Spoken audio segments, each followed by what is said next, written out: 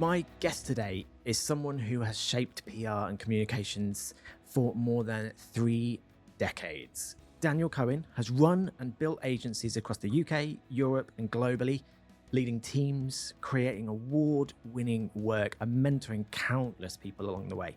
He's worked with brands like McDonald's, Nestle, Diageo, Hilton, BA. The list just endless, and his campaigns have been recognised across more than 80 award categories. He's held senior roles at Trimedia, Grayling, Atomic, and Lewis before founding his own consultancy, Sentient Communications, in 2018.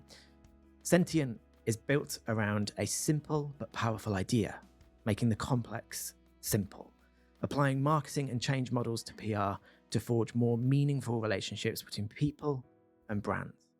But beyond the CV, I have a personal reason for wanting Daniel on this podcast.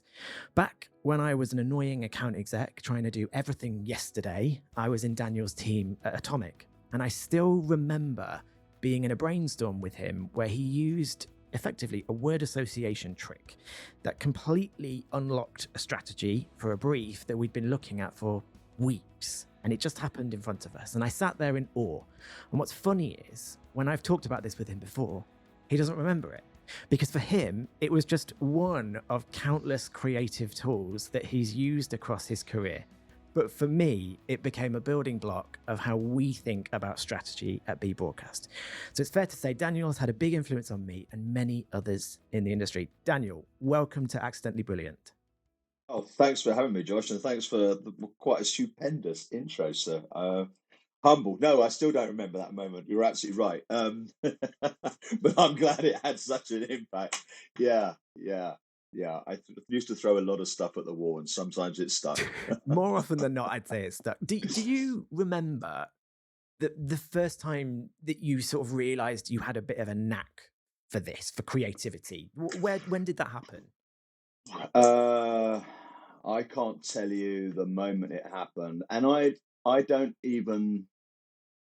I'm not even sure I would coin it as having a knack. I just work really, really hard. You know, I when I was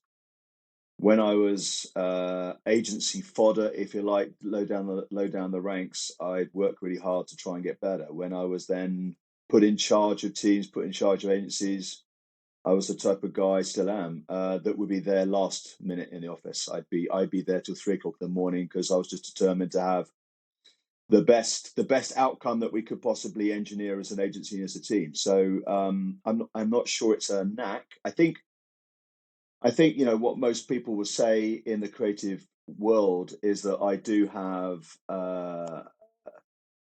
have a thirst for knowledge, endless crap, anything and everything. So my bounds of curiosity, I think, are a lot broader than a lot of people. But I fill that just by consuming a ton load of useless information, which then at some point, maybe down the line, some of it might become useful in triggering a thought. So it's kind of you to say a knack, but I think I just work really hard at it. I continue to work really hard at it. You showed me once. I think it was your bottom drawer in the office, and it was full of ideas that you'd scribbled down, and you Yeah, literally had like a file of ideas that great ideas that you hadn't yet put forward. And I said this to a friend of mine recently. He'd worked really hard on a pitch, and he was, when you've bought into the fact that you're going to do this work before you've even won it, and they yeah, lost it. They didn't win the yeah, pitch. And he was devastated. And I was saying to him, well, look, take that idea and put it in your bottom drawer. Take that yeah, great idea that you love, you've already bought, and put it in your bottom drawer. It's that mindset yeah, of just being able to kind of pick yourself up. You've got that solidly. yeah. I mean, you're absolutely right. You slightly misremembered the All of it. purpose of the bottom drawer. No, you're absolutely right. Um, I continue to have a bottom drawer that is full of absolutely brilliant ideas. It's just that no one's ever bought them. So that's, and you think about, you lose a pitch, say you lose a pitch in, I don't know, motorsport or coffee, and you walk away, and the first thing everyone says, particularly the leadership team, they say, well, you can reuse that because let's go after X brand, let's go after Y brand. everyone gets excited. Yeah, yeah. And then I don't know again at what point it happened that I just thought, well, that's a fucking stupid idea because the strategy is around this brand. The work is developed around this brand. You can't then just go say, oh, that's for Nero. We're now going to go to Costa because Costa is a completely different brand, different DNA, all that sort of thing. So yeah, it's a drawer full of fantastic, as I say, I think they're fantastic ideas. I've just never found anyone to freaking buy them. Not yet. Not How well, no, probably never. Yeah. how did you first get into PR? What was it? Was it a grand plan? Where did it come into your world?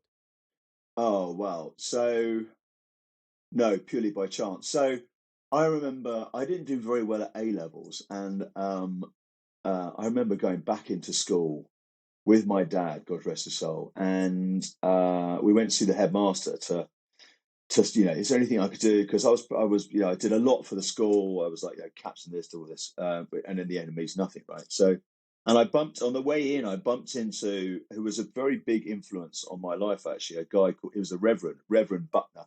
His son Jack Buckner was a bronze medalist, I think, in the Olympics and did very well at Europeans as well. Anyway, I passed him in the hall and he was always full of life. And he said, "What are you doing here?" I told him what was happening. And he said, "Oh, Danny, I always thought you should go into public relations. You'd be perfect at public relations."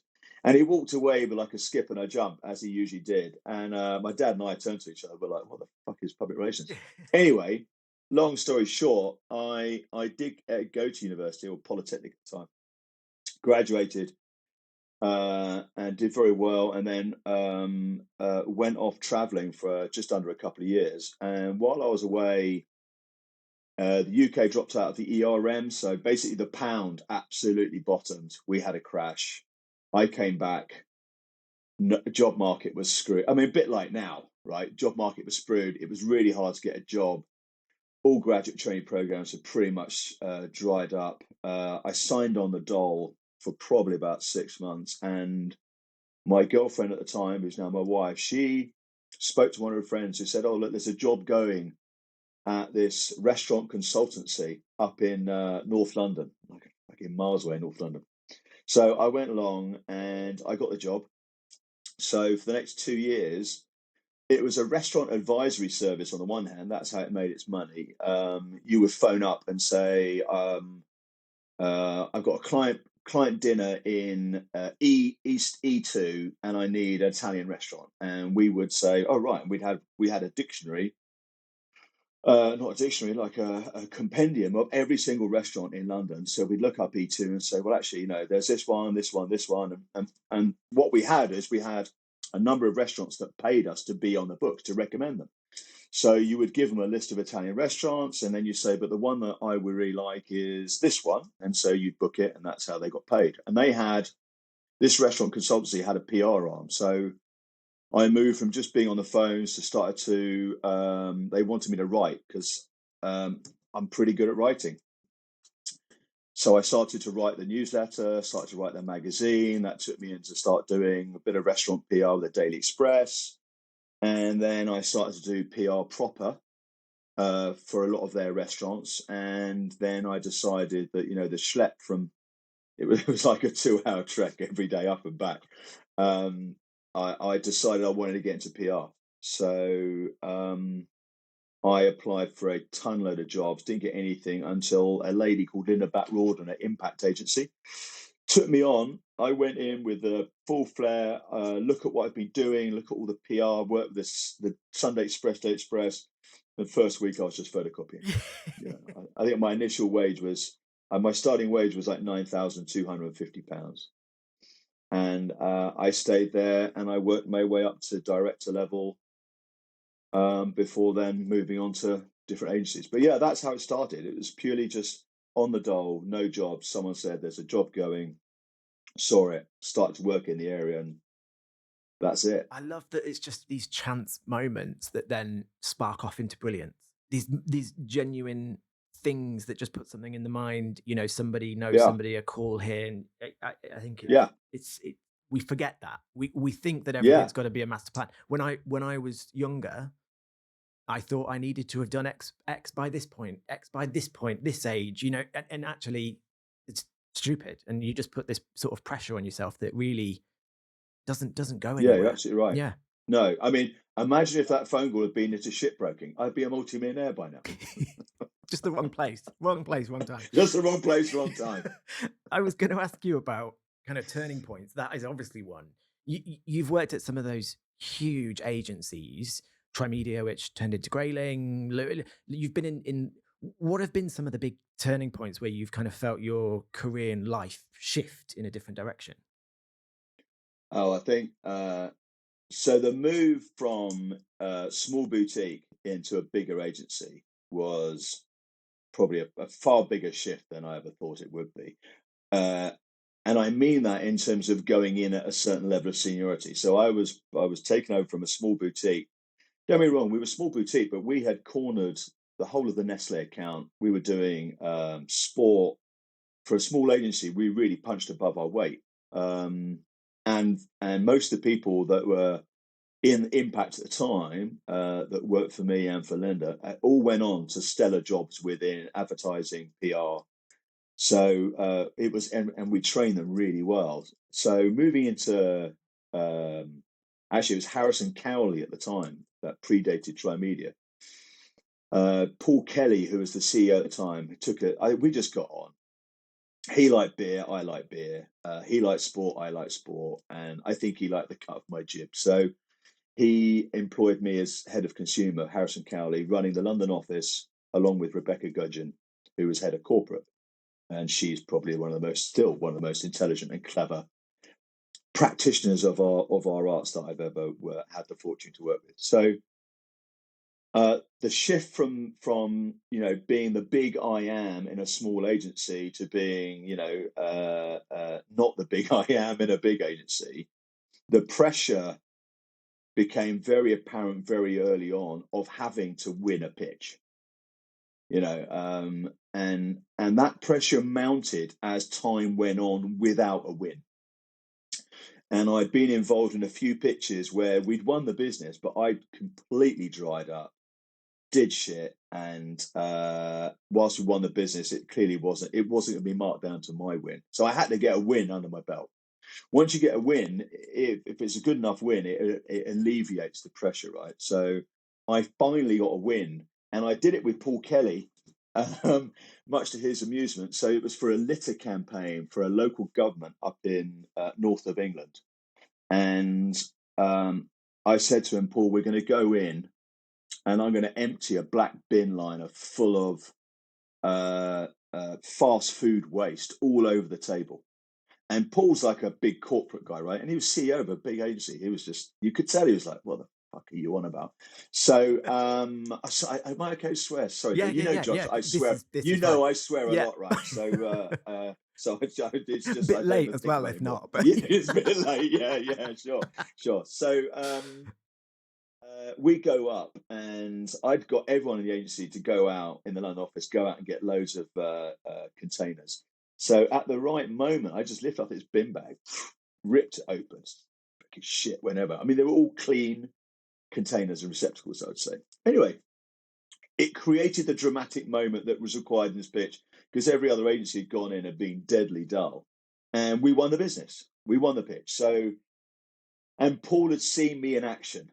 And that was the moment I was like, okay. And then you start to get on a roll. And what then happened, I think the next shift was probably when I led the pitch to win McDonald's, was that there was a definite shift in my mindset from we're going to win this on creative alone to we're going to win this on strategy. And if they like the creative, they like the creative. But if not, we'll win the pitch on strategy. And we won McDonald's, we won Coca-Cola, we won load more brands in Diageo. We then won the whole of the Nestle portfolio, and it was just momentum. You win one, and suddenly everyone gets the steam up.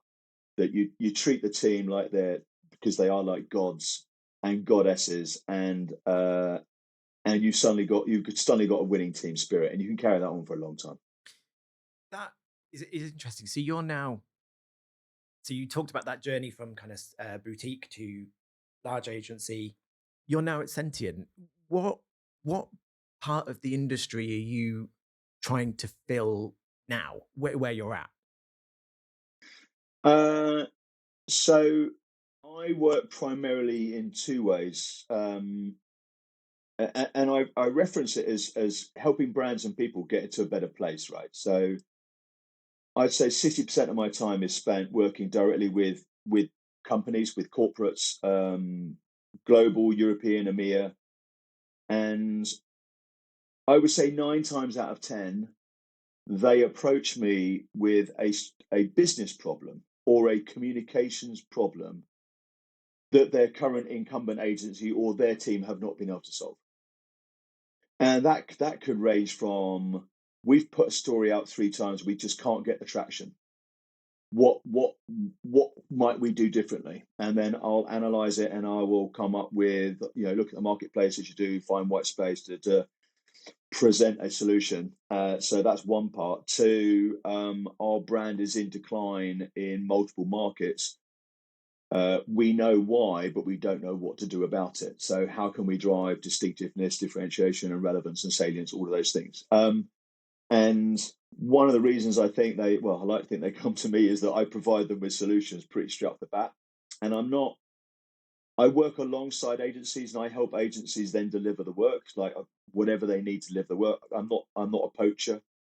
So I'm a safe pair of hands that can give the client what they want. And then on the other side of the business, I work with agencies and people, both from a mentoring and training perspective, to help them be better at what they do. That's all I'm interested in. So yeah, I'm not interested in taking anyone's business. I'm filling a need, which at the moment I think it's been around for a long time, is that there's a strategic gap in our market, and that's only getting bigger as more senior people are leaving our industry. As experience walks, it's like, who do you turn around to help? Well, that'd be someone like me and other people like me. And it's a tough one as well. If you're a major brand and your experience does go, does retire, does whatever. Yeah. It's a real challenge to then look at the team and think, well, where's that knowledge gap in a sense coming from? So it's filling that void in a sense. Yeah, absolutely. And I think, over my years of experience, I'd say that clients still largely fall into two blocks. There's the client that completely sees and understands and values the need for robust strategic thinking, and for there to be a robust strategy at the heart of their marketing. And then you've got clients that don't see that and they just want the big funky idea, the starry idea that's going to make everyone famous. So I used to deliver the big funky idea that will make people famous, and then over the years I disliked it. It just wasn't. It just didn't feel right to me to be doing something which everyone loved but actually didn't deliver anything.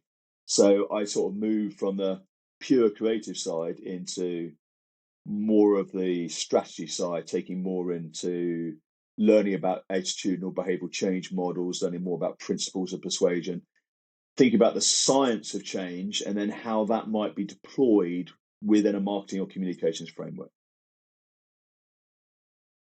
Thinking that forward, you've led work for major brands, major global brands. Is there a specific piece of work that you are, I suppose the question is, you're proudest of, you think about when you think about your work? What stands out for you the most? Uh, so weirdly, the piece of work that everyone always wants to talk about is McDonald's. That you walk into a room and they ask what campaigns you work on, and you show them the McDonald's work, which was around changing attitudes and perceptions towards the brand, leading the franchisee program, and McJob, right, which we deployed across the regions. And you can show them like all the government work we used to do, all of those, and people would often go, "Tell me about McDonald's." And then you tell them about McDonald's, and then they say, "Oh my God, you did actually work on the McDonald's campaign, because every agency comes in here and talks about McDonald's, but no one's actually worked on it. So in terms of fame point, McDonald's was a big driver, and that also was very helpful in landing Coca-Cola as well as other big bits of business, right? But I guess the one that I'm still really most proud of would probably be the launch of Love Food, Hate Waste. That campaign was proven to reduce food waste by about 1.3 million tons in about 18 months. And it was a great campaign. Love Food, Hate Waste wasn't my line by any stretch. Someone way cleverer than I came up with that. But that was a campaign that was totally integrated from the get-go before people were talking about integrated campaigns. So, and again, I always saw the value of, PR shouldn't just live in isolation. You still see it now, right? You still see an idea which flies and it picks up some media coverage, but it doesn't actually hook up to any other point on the consumer journey, which I just think is a waste. So, but that's not always easy to deliver because it does depend on budgets and all that sort of things. But yeah, I'd say Love Food, Hate Waste is probably the one I'm most proud of. Probably. Your process, your creative process, can you talk us through it? What do you do? You get something in front of you. What do you do when it comes to unlocking your creativity? I don't do anything different than hasn't been said before by the likes of people that I love from a creative idea perspective. I always feel George Lois is always very close to my heart. Big ad man, designer. His book, that's the go-to when you need an idea. Damn good advice by George Lois is the place to go. Just flick through it and you'll fucking come up with something. So the process is an acceptance, and I'm very clear on this when I'm doing creative training with agencies and with people, which I do a lot of. I'm very clear of saying that the creative process is laden with failure, and you have to accept that you're going to open a lot of doors that lead nowhere, and sometimes you're going to have to go down a door a long way down a corridor before you realize it's a dead end, and you have to prepare yourself and be prepared to do that. You've got to be prepared to graft at creative. There are loads of different processes we can apply, lots of different tools and techniques to unlock an idea, the seed, the kernel of an idea, but then to evolve and nurture that seed into a big idea then takes a shitload more work. And by the time you get to the end of it, that might not be the right idea. The difficulty with creative is everyone wants a quick fix. So this was always my problem with brainstorming, and I hate it. I always saw brainstorming as being the biggest waste of agency time ever, because you get a load of people into a room, you get some biscuits and some sweets, you have a blank page of paper, you tell them what the job is, and you say, right, who's got an idea? And you expect these people just to come up with ideas randomly. And more often than not, the person running the brainstorm is the person running the pitch. So they've already got an idea in their head, which they'll then say, oh, yeah, no, thanks, Tommy. Thanks, Irene. I don't know where those names come from. Who gets called Irene? But what do you think of this idea?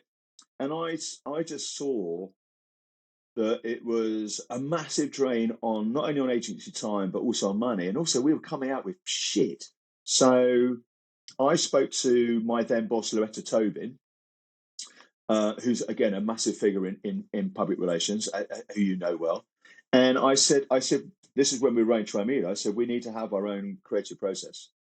And she said, well, go and figure it out. So I then interviewed 3 or 4 people, one of whom was part of the Magic Circle. And I eventually chose him. And together we figured out a creative process. We, of course, lined up with the T's, 3 T's, part of the Trimedia brand.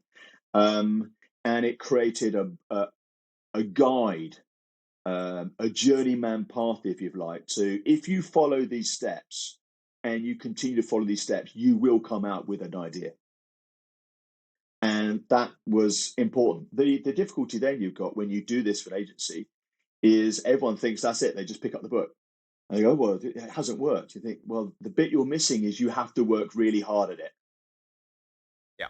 There is no shortcut. Yeah. You've got to work really hard. If you want to be a great creative, you want to be a proper strategist, you're going to have to work harder than anyone else if you're to stand out amongst a pretty packed market. Yeah. Yeah. And you see lots of ideas that are very, very similar in terms of, ideas that are coming out left, right, and center. And I couldn't agree more with you about the brainstorming method. Just standing a flip chart with a company name on a board. It just and when you're saying about the person leading the pitch, in the ones that I've sort of seen over the years, it's very often there's an idea already, and so actually Exactly. it's almost counterintuitive. One of the things that I tried to do was to rather than saying no to an idea or no to a thing, they had to say yes and build on Yes. whatever it was, so that if effectively you're just everything is useful, even if it's Yeah. not, but you're looking at how you can explore and build on that, because otherwise it just becomes, here's my idea, I'm going to sense test it, Yeah, that's right. and that's That's it. right. It's not a brainstorm. No. It's just that you're looking for a thumbs up. Yeah. And yeah, in my experience, everyone's got a different way of doing it, right? In my experience, if you want to run a good brainstorm, the most important person in the room is the facilitator, and that facilitator has to be independent of the pitch. They need to be senior enough to tell the most senior person in the room to stop talking or not dominating the room. And they have to be able to take the quietest person in the room and elicit responses from the quietest person. Because again, in my experience, often the person who's not saying anything is in their head coming up with really good, really interesting thoughts that just get lost. So and I think it's also worth saying, not to completely criticize our industry in the way that we do brainstorm, and this is true for all industries, right?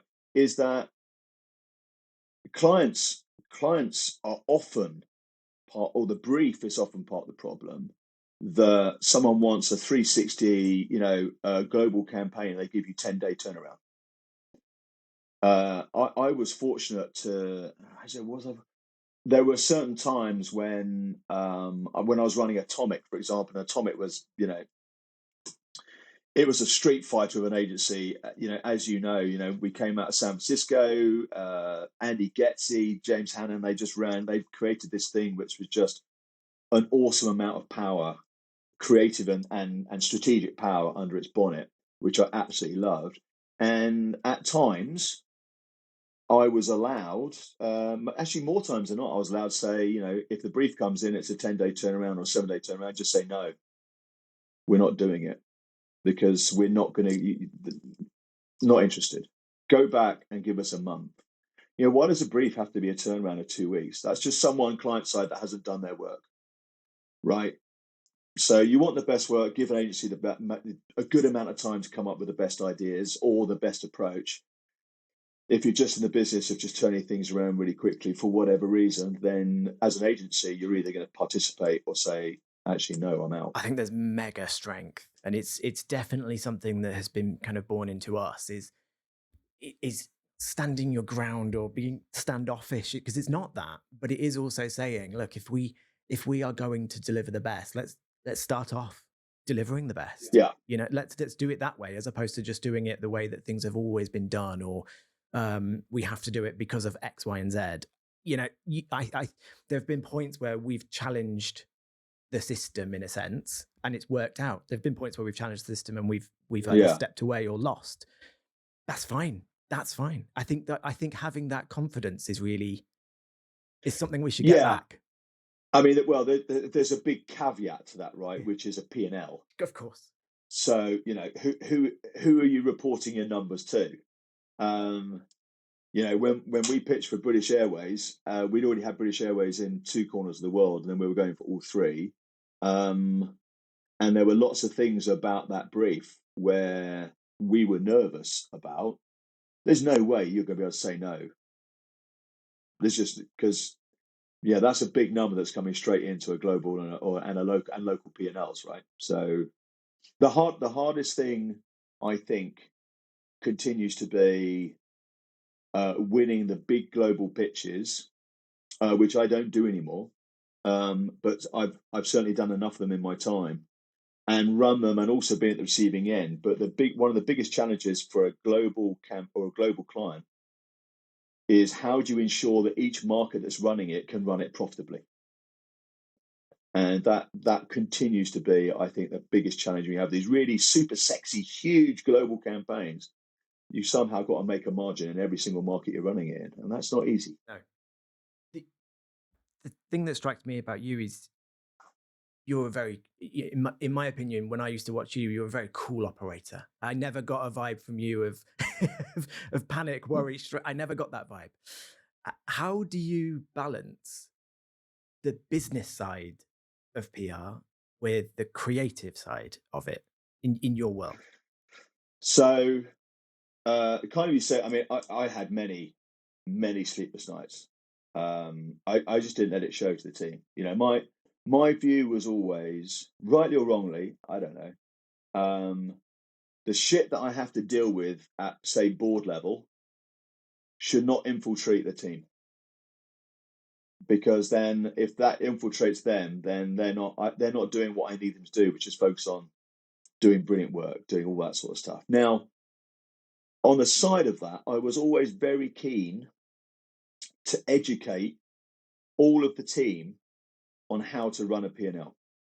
And I think it continues to be a massive weakness in our industry, that people don't understand the numbers. Now, in order for you to understand a number, right, let's say that you're one of my associate directors and I say to you, I'm giving you lots of KPIs, right? But I don't give you a sense of the fuller picture. Then how are you meant to deliver the numbers that I need in order for us all to need, right? That was always my view. So when I come to running a big P&L or running a business or trying to build a business, I would always try and make sure that everyone sort of understood what their part is in delivering, right? And also train them on running a P&L. This is what it looks like. This is how we set capacity levels. This is how we set all these other KPIs and measures. And it took a long time for me to get to the point where I fully understood it, or knew best how to manage it. And it took a while for me to understand that I needed to go to the most senior finance person in the holding company. At the time was Sally Withy, working under Peter Chattington. And the question that I should have asked a long time before is, which is of these 64 pages and 300 different spreadsheets, which is the one number that's most important to you? If I'd asked that question right at the beginning, you could just focus on that number. You understand all the things that go into making that number, but that's a lesson. That's a lesson for what's the number that most matters to you, and then what we do is we spend so long, or often you'll spend a lot of time on thinking about time management. How many hours are wasted just talking about time management, account management, all these other measures. And what it does, it distracts you from the one thing that makes a difference, which is winning business and delivering top shelf, top drawer, brilliant business that attracts more business. It's too easy to get fixated on stuff that doesn't matter. What matters is how do you deliver work that brings you lots more money. I remember sitting with you at that long table, the top floor, going through the P&L, and it was the first time that I'd ever seen a P&L or understood what it meant. But it unlocked quite quickly the conversations that I was having in my head about which client needed the most priority and all those things that you think you've got the answer to because they're big or this, all that stuff. And it makes you look differently. It makes you think differently. And now I have my own P&L, but it forces you to think differently. You're completely on the money. Things like timesheets. whether you go for them or you don't go for them, the other types of KPI measurements that you put in, all of that ultimately comes down to that number. And you can Yeah, spend a lot of time getting fixated on the wrong things. yeah. And the biggest change I think with timesheets, and I'm of the opinion that timesheets are a complete waste of time. And the main reason I say that is because it is rarely given or understood what is the impact of me over-servicing or under-servicing this client, right? Now, my view is, again, rightly or wrongly, if you as account manager or account director, if you don't have sight of the numbers, then how are you meant to translate over-service into impact on profitability, right?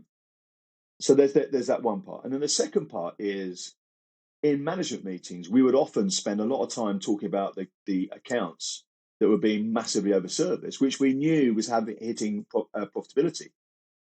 But again, who you're reporting into and where your P&L sits, the biggest thing you can do as an agency boss is to say, we're just going to let that business go. Mm-hmm. Because I can keep saying to you, team, you need to get your hours down, but you'll keep saying, but we got so much work to do. How are you going to change it? Well, speak to the client. Well, the client won't take it because the client's like, as needed as work, right? So let's stop talking about over-serviced accounts. Let's start talking about what the decisions we need to make about those accounts that are draining our profits. Should we just get rid of them and go find a client or a business or do we need to completely change the structure of that account so that that business is only getting X amount of resource and that's it, full stop? But that's a management decision. That's a management, that's taking the calls and the right decisions that need to be based on profitability. And I don't think necessarily agencies possibly, I don't know about now, but possibly don't talk enough to their teams about profitability and how do we get to profit, It's interesting because obviously I went through that with you. When I first started, we had exactly that scenario where one was taking up 70% of the time. And I loved it. Loved the work. Great work. But actually for us to be able to develop and grow, this isn't going to be it's not going to survive. And so we had exactly that situation. And we did exactly that.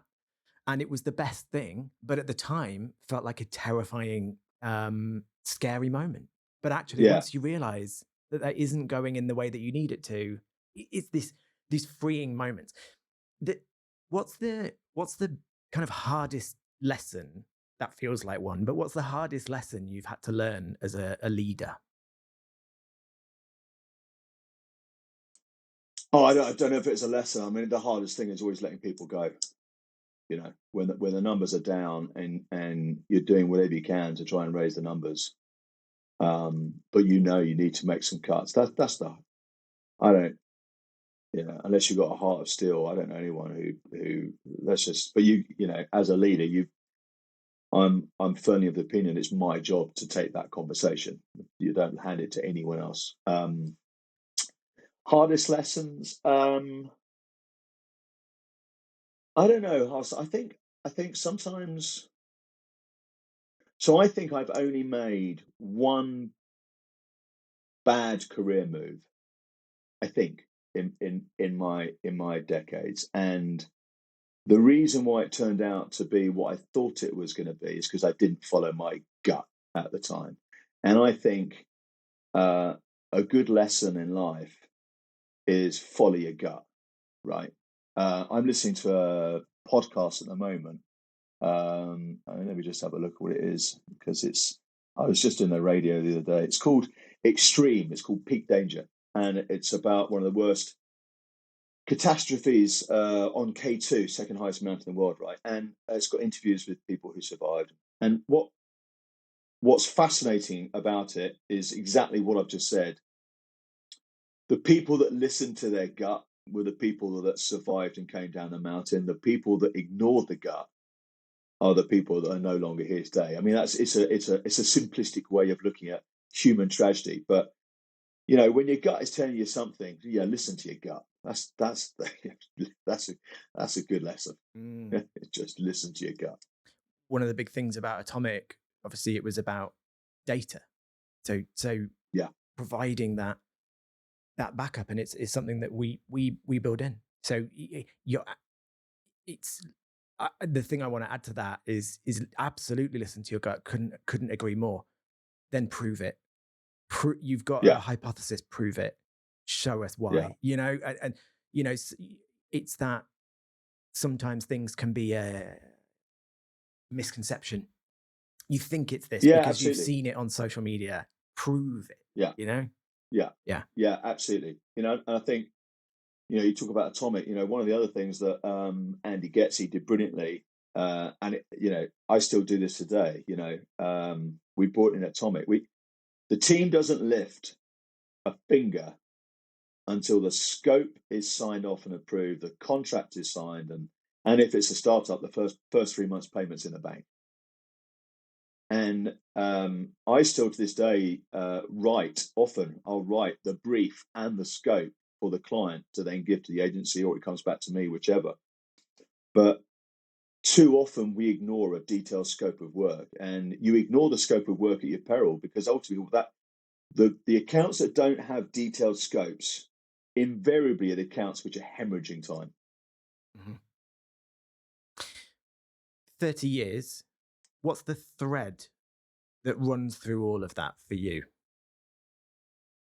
Graft. Yeah. It's graft. My mum was Irish immigrant. My dad was second generation immigrant. Myself, my two brothers, we're just hard grafters. I don't think there's anything more illustrious than that, Josh. I think it's just I'm a hard worker. That's still am. I refuse, not refuse. I often refuse to take the easy path. I'm always looking to, is there something better that I could create, or a thought that's going to be better? So I guess there's that as well. I'm highly competitive with myself, and that was go back to your lessons. That was a very big life lesson. We talk about ultra competitive people. I've played at a fairly high level in some sports. At some point, you appreciate that you're not actually competing with anyone else in the industry or your job. You're just competing with yourself, and I'm happy with that. I think that's the best way to be, because and I think that there'll be a lot of us that were on that top floor that have gone on with that sort of almost like a DNA chip that we've come away with. And I think exactly the same, because if in the world that I'm in, I've grown up in a sense of looking at competitors. What are they doing? And actually, I've never really been that bothered. No, And actually, the person that I am competing with is myself. yeah, The that's right. Yeah, you're someone said in another episode, you're only as good as your last month, and I think that is so yeah, true. You're only as good as the last thing that you just did, and that is emblematic. It's if you're worrying about what someone's doing over there, you're not worrying about what you're doing, and I think that is yeah. I think that's true. I think though, I think that needs to be treated quite lightly, because it's very easy to beat yourself up. And if you think like I'm only as good as the last thing I did, that's quite an easy stick to start beating myself up with. Um, so I would tread lightly around that. I mean I always admire other people's work. I always admire some of the creative outputs coming from the agencies, and I'm now in a situation where I still get approached to develop creative, but really, there's a lot in myself. I just think, yeah, I'm an old hand at this, but there are younger, better people that can do this stuff for me. Yes, I can still turn it on when I need to, but I guess that's that transition from creative into pure strategy. Although who doesn't like to fucking create? Daniel, finally, what makes you feel accidentally brilliant? Uh, oh, mate. Accidentally brilliant. What the fuck does that mean? I mean, you know me. Well, I'm now like, well, I'm trying to piece that language together. What's the framework? Um, back to what we were talking about before we came on live. The accidental brilliantness. At some point, you reach a stage where you feel like the balance is about right, and I'm getting there. Ace. Daniel, thank you so much. Thank you, Josh. Been great seeing you. Thanks for having me on, mate. Really, really enjoyed it.